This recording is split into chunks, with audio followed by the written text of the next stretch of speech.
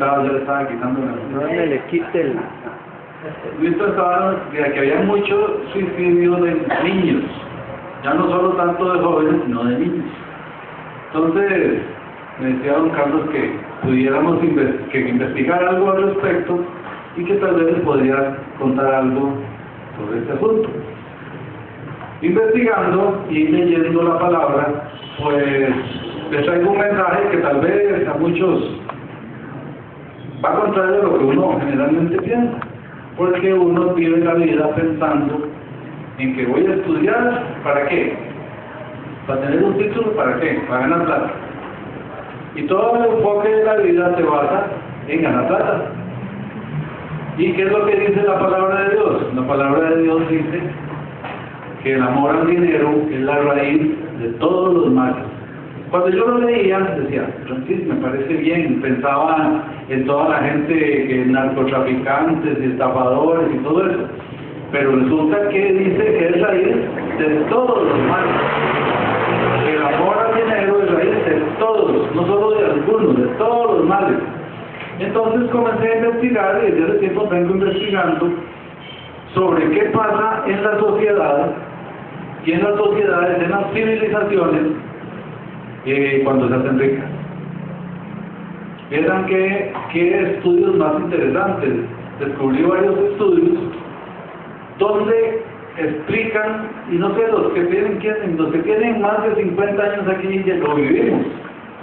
Resulta que en Costa Rica, para los jóvenes seguro ya eso es demasiado. Por ejemplo, en mi época, mi papá nos llevaba una vez al año a Punta Arenas, en diciembre, 3 días, y eso era un lujo, ¿verdad? Una vez al año. Nos daba regalo de cumpleaños, nada más. Eso de que cada vez que van al supermercado que hay que traer un regalo es mi sueño, puede estar en mierda.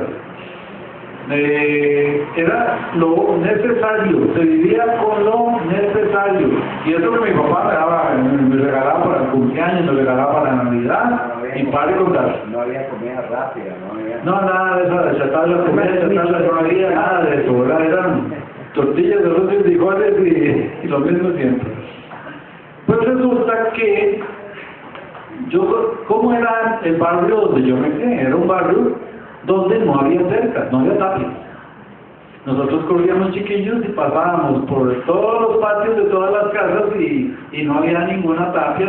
Y pasaba uno a una casa y nos llamaba una señora que estaba haciendo el almuerzo y decía, venga, chiquillos, tomen un gallo, y nos daba un gallo de papa o lo que fuera ahí con tortilla. Íbamos a otra y también, y era una libertad y una tranquilidad donde todos compartíamos. Pues resulta que eso fue estudiado.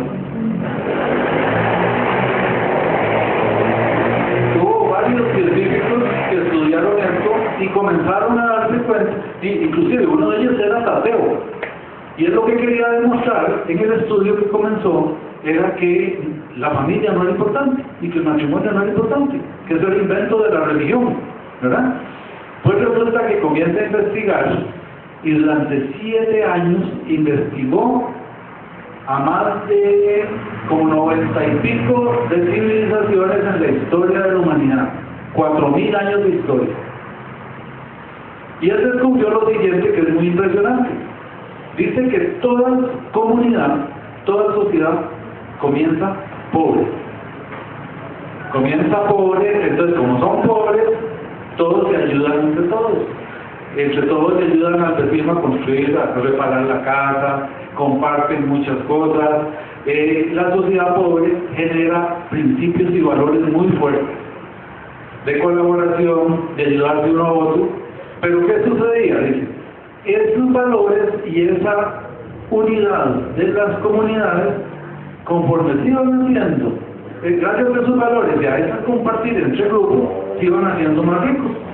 Comenzaban a tener más riqueza. ¿Qué pasaba?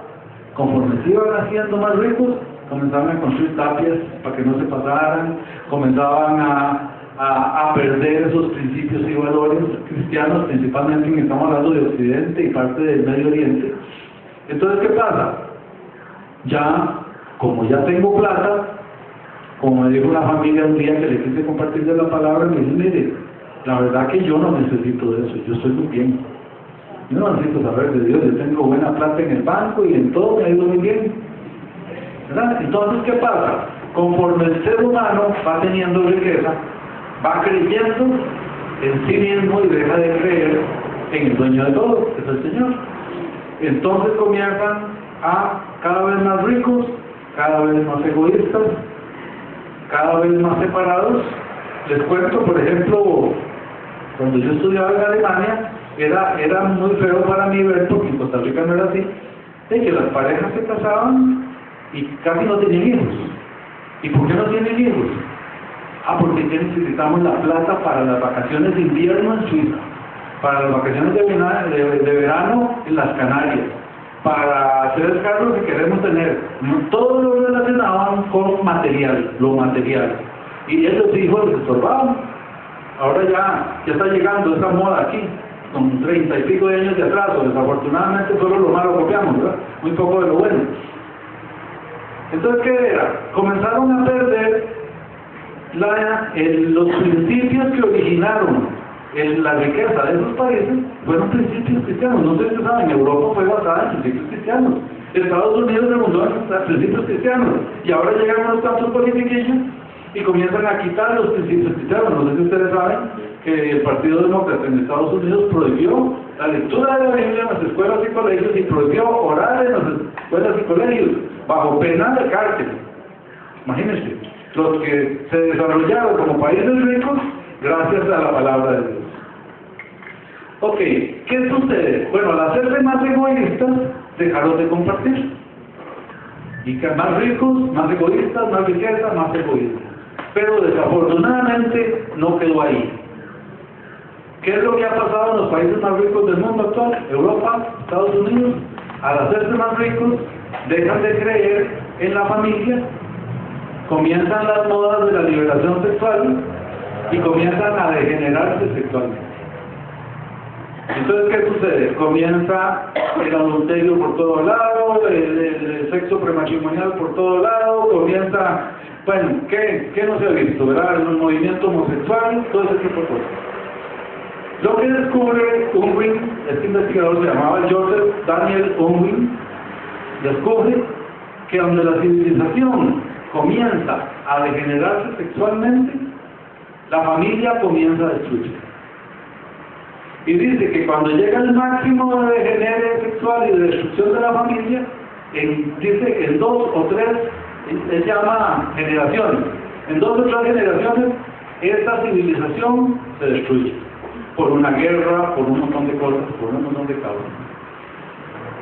Preocupante para esta época, porque estamos llegando al máximo, ya casi. Entonces, cuando él decía 2 o 3 generaciones, yo no sé si eran generaciones de la Biblia, serán, ¿qué? 100 años, 80 años, no sé cuánto decía él, pero si vemos lo que está pasando en Estados Unidos, que está mucho peor Europa. Europa es un continente ateo en estos momentos. Y es uno de los que fomentan más el degenere sexual.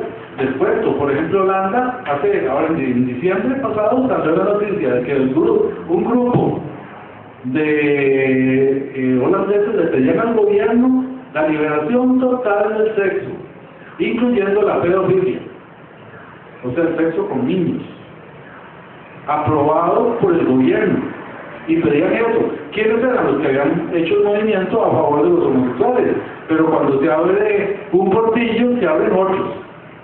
Entonces ahora piden, además de eso, el sexo libre con niños. ¿Y qué sigue? Sexo libre con lo que se le ocurra. ¿Sí? Lo mismo.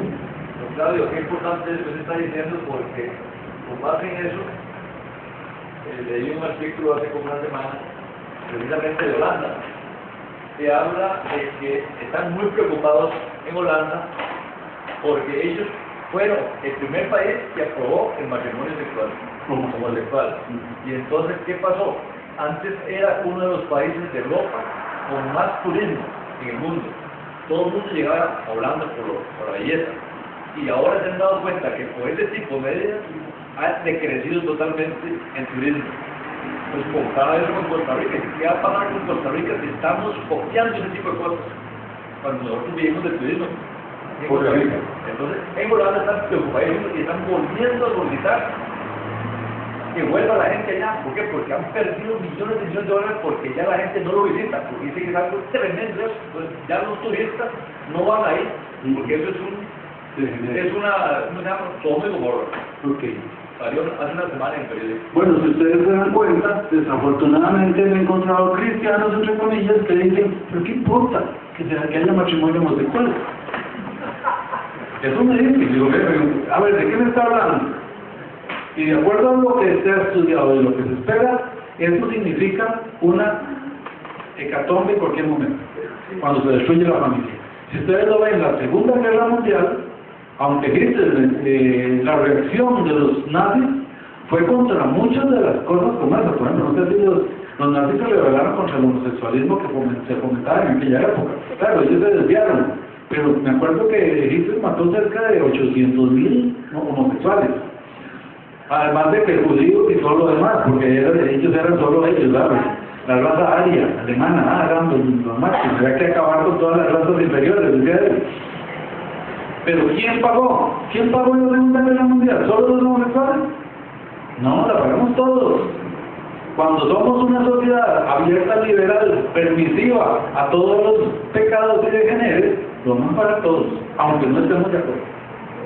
Ok, entonces, vean qué triste. Las sociedades van aumentando en riqueza y en lugar de ser mejores, se degeneran. Si están sin Dios, se degeneran. Y vamos a la Biblia, para que vean que también pasaba. En Segunda de Crónicas 1, del 6 al 12, que dice... ¿Alguien ocupa Biblia para allá? Ay. ¿Se acuerdan del sabio Salomón? ¿Quién era Salomón? El rey Salomón, hijo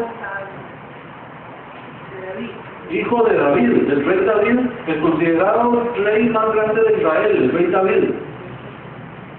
Y Salomón fue el hijo que le tocó construir el templo, que Dios permitió que él construyera el templo, uno de los templos más lindos que ha habido en la historia, el templo de Salomón, que es Jerusalén. Pero ya, Segunda de Crónicas 1, del 6 al 12.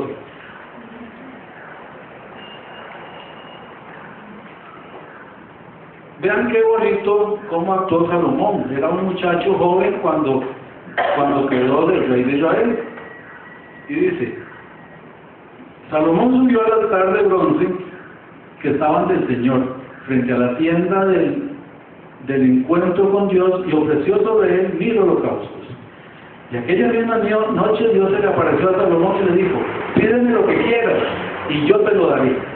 Salomón le respondió a Dios, tú trataste con gran bondad a mi padre David y a mí me pusiste a reinar en su lugar.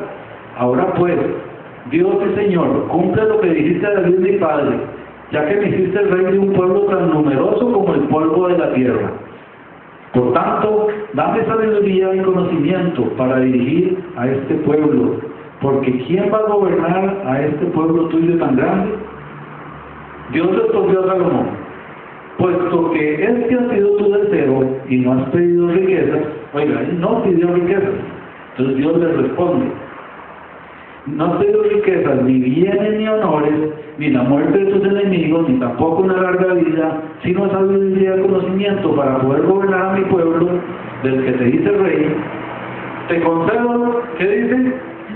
Sabiduría y conocimiento y ciencia, pero además te daré riquezas, bienes y honores como no tuvieron los reyes que hubo antes de ti, ni los tendrán los que habrán después de ti. Oiga, imagínense cómo era Salomón de rico y de sabio, que lo visitaban de todo el mundo a consultarlo. Y tenía palacios, bueno, de estos descubrieron las ruinas donde tenía los caballos. Era una ciudad solo para tener los caballos que tenía Salomón, como decir, donde tenía los carros parqueados, ¿verdad? Era una cosa increíble el rey Salomón. Pero vean qué problema, vean qué bonita suena la historia. Salomón comienza a aplicar la sabiduría que Dios le da y comienza a hacerse famoso. Entonces lo buscaba. Pero al hacerse famoso, ¿qué pasaba? Se comenzó a hacer rico. Y al hacerse rico y cada vez más rico, el gran sabio Salomón no pudo con la riqueza. Esa es una de las cosas más terribles. Uno dice, ¿qué ganas? Yo solucionaría toda mi vida si tuviera plata. Mentiras. El que no está preparado, la plata lo destruye. ¿Y Salomón qué le pasó? Pues vean lo que hizo, imagínense. Así que Dios le da todo lo que más de lo que él pidió. Comenzó a adulterar. Tenía, ¿cuánto era? 700 concubinas y 300 esposas. Y yo no sé cómo hacía. Como decía un amigo, yo no puedo ni con una, ahora con 1000.